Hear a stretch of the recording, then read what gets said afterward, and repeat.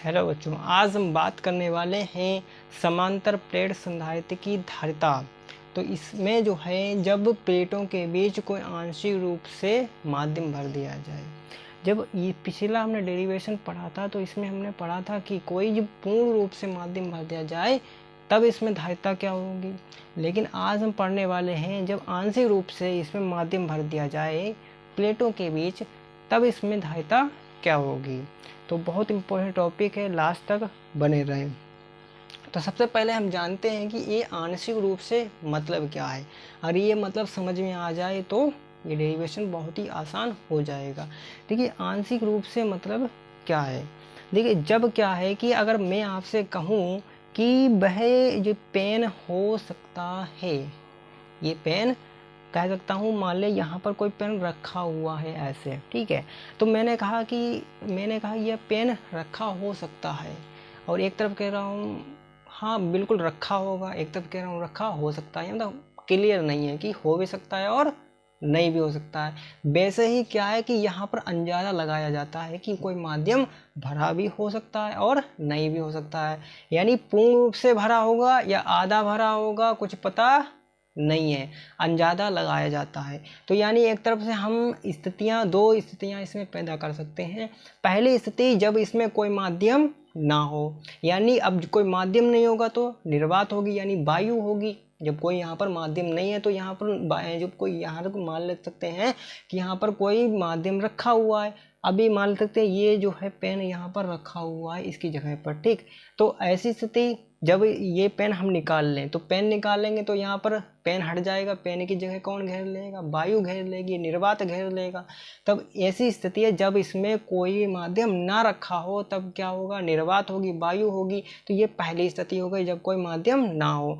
दूसरा की स्थिति कौन होगी, जब कोई माध्यम भर दिया जाए। तो यहाँ पर हम दो स्थितियों आंशिक रूप से जब हम बात कर रहे होते हैं तब हम दो स्थितियों की बात करते हैं। पहली स्थिति जिसमें हम जिसमें हम निर्वात में जब हम बात करते हैं, जब प्लेटों के बीच निर्वात यानी वायु उपस्थित हो, और दूसरा जब कोई माध्यम भर दिया जाता है। यानी दोनों स्थितियों की यहाँ पर बातें हो रही होती हैं। तो हम एक एक स्टेप बाय सारी बातें करेंगे। तो सबसे पहले यहाँ पर हमें क्या है, डी मोटाई का कोई माध्यम भर दिया गया है, और यहाँ पर जो प्लेटों के बीच की दूरी कितनी डी है।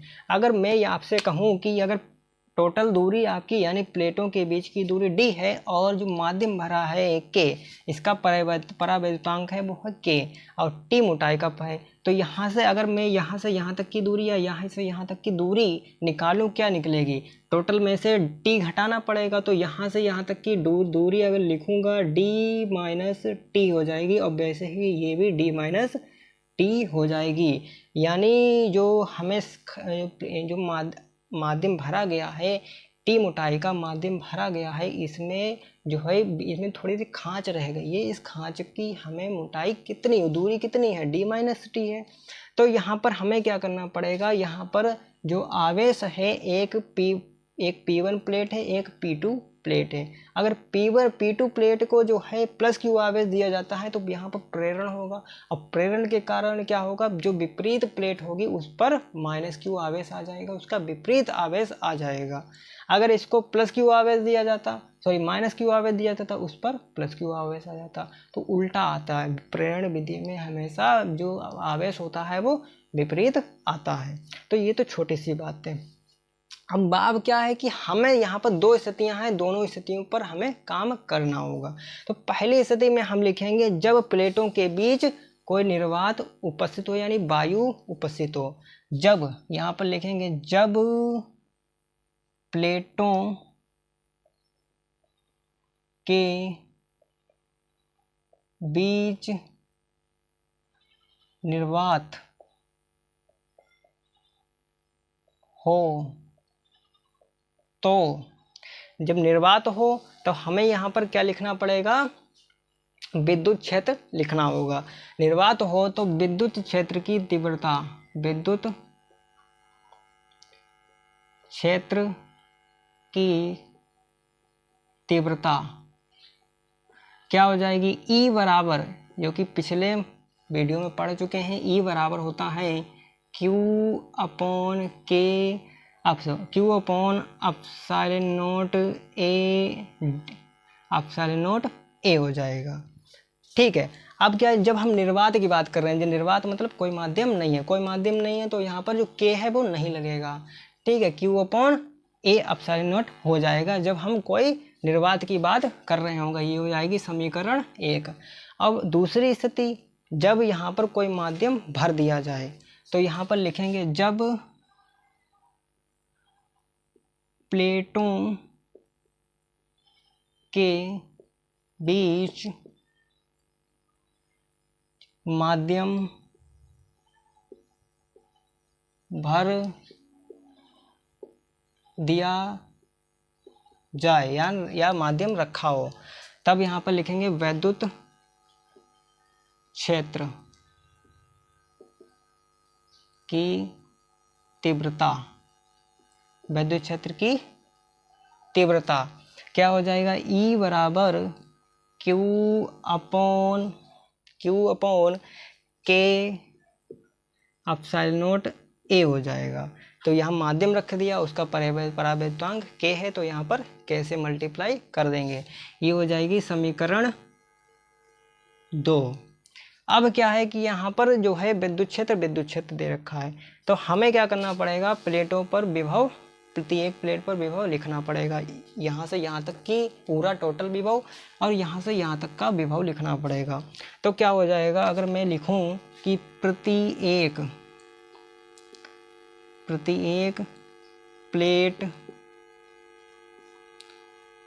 का विभव या विभवांतर क्या हो जाएगा, B बराबर आपका सूत्र होता है ED। B बराबर सूत्र होता है ED। ठीक है, लेकिन यहाँ पर T मोटाई का कोई माध्यम है और D विद्युत दोनों प्लेटों के बीच की दूरी है, तो यहाँ से यहाँ तक की दूरी लिखेंगे D माइनस टी। तो यहाँ पर D की जगह पर हो जाएगा D माइनस टी। लेकिन बात कुछ ऐसी है कि यहाँ पर माध्यम भी भरा रखा है। ठीक है, तो हमें दो स्थितियों के लिए लिखना पड़ेगा, एक निर्वात हो और एक निर्वात ना हो। तो क्या करना पड़ेगा, तो अलग अलग जगहों के लिए विभव लिखना पड़ेगा। पहला विभव यहाँ तक का हो गया, दूसरा विभव इसके लिए लिखेंगे। तो ये हो जाएगा ई और टी मोटाई का है, तो यहाँ पर डी एंड टी हो जाएगा, डी की जगह पर टी हो जाएगा। टी भी क्या है, दूरी ही तो है, और डी जो है ये प्लेटों के बीच की दूरी, और टी है माध्यम की दूरी। तो ये हो जाएगा E T, E plus D minus T minus का प्लस का ई टी। अब क्या करना, समीकरण 1 व 2 के यहाँ पर लिखेंगे समीकरण 1 व 2 से समीकरण 1 व 2 के मान यहाँ पर रखना है। तो ये हो जाएगा V बराबर, ये मान यहाँ पर रखेंगे, ये यहाँ के लिए जब कोई माध्यम नहीं है। ठीक है, तब हो जाएगा Q upon epsilon not A, और यह हो जाएगा D माइनस टी। ठीक है, और यहाँ पर लिखेंगे प्लस ये वाला विद्युत क्षेत्र Q upon K epsilon not A, और ये हो जाएगा आपका टी मोटाई का हो जाएगा T। ठीक है, अब क्या है, Q upon epsilon not A और Q upon epsilon not A, ये वाला मान और ये मान क्या है, समान, तो इनको कॉमन ले लेंगे। तो ये हो जाएगा कॉमन, तो B बराबर हो जाएगा Q upon epsilon not A, और यहाँ पर हो जाएगा D माइनस टी और प्लस का T अपॉन K हो जाएगा। तो ये हो गया विभव। लेकिन हमें क्या लिखना है, धारिता लिखनी है। तब यहाँ पर लिखेंगे प्लेटों के बीच की धारिता, यानी धारिता लिखेंगे धारिता के लिए।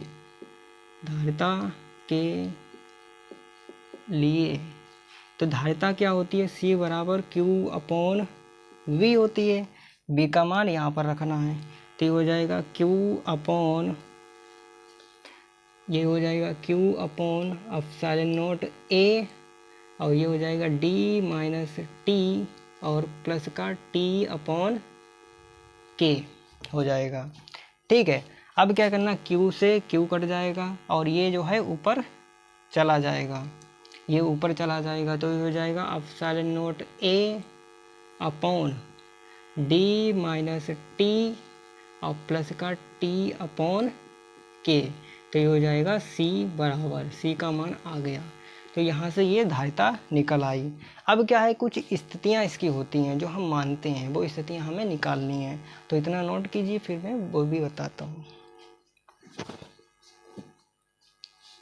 अब क्या आपको स्थितियाँ इसमें लिखी हैं। अगर मैं आपसे पहली स्थिति, अगर मैं यहाँ पर पहली स्थिति की बात करूँ, स्थिति नंबर 1 स्थिति अगर बात करूँ, तो मैं आपसे कहूँ कि अगर ये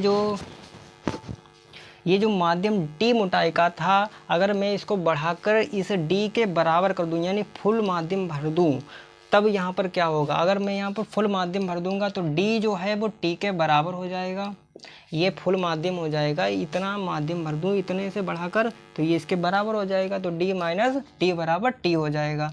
तो पहली स्थिति में क्या हो जाएगा, epsilon not a upon D minus T हो जाएगा और प्लस का टी अपॉन के हो जाएगा। अब ये इसके बराबर कर देंगे, तब क्या हो जाएगा, एप्सिलॉन नॉट ए अपॉन ये हो जाएगा डी माइनस डी और ये हो जाएगा प्लस का टी अपॉन के। तो ये आपस में कट जाएगा, तो ये हो जाएगा एप्सिलॉन नॉट ए और ये ऊपर चला जाएगा, एप्सिलॉन नॉट के A epsilon not upon T, एक ये हो जाएगा। तो यहाँ पर सी का मान ये निकल आएगा, सी का मान 1 ये निकल आएगा पहली स्थिति के लिए।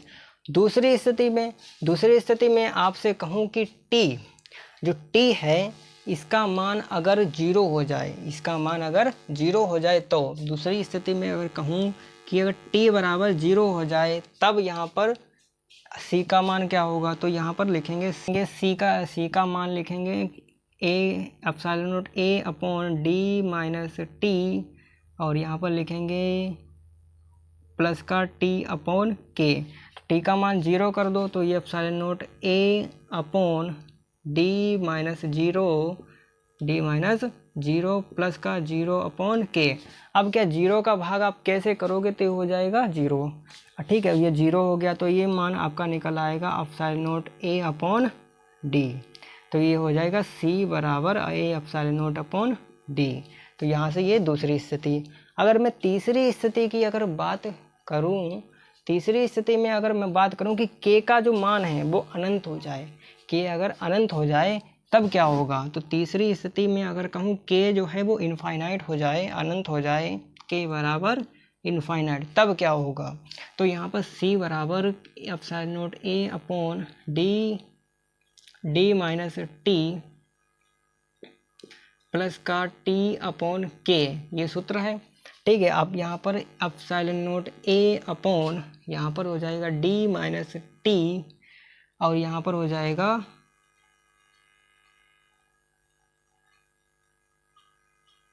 टी अपॉन अनंत।